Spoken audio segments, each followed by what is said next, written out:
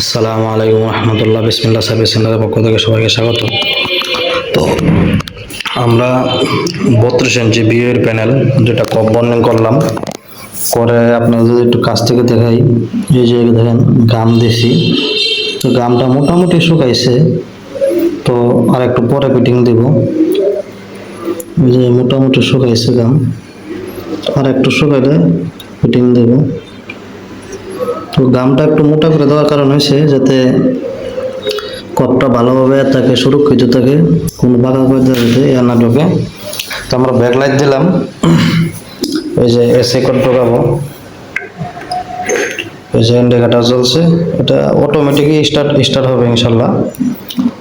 তো এই যে দেখেন, এই যে প্যানেলটি কিন্তু গ্রাফিক চলে আসছে, তো একবারে ফ্রেশ, কোনো দাগ দুগ কিছু নাই।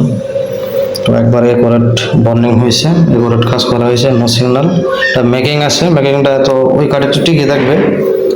তো যাদের এলইডির সমস্যা তারা আমাদের স্ক্রিনে দেওয়া নাম্বারের সাথে যোগাযোগ করতে পারেন।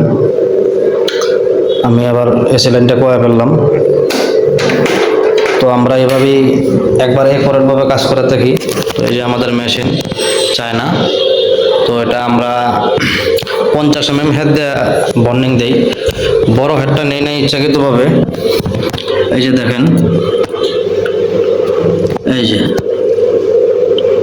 এটা আমরা নিছি ছোট হেডটা, কারণ হলো ছোট হেডে বর্নিং ভালো হয়, আর বড় কপ তো অ্যাভেলেবেল নাই। এখন বড় কভার আসবে না, ছোট কপই থাকবে, সেই জন্য আমরা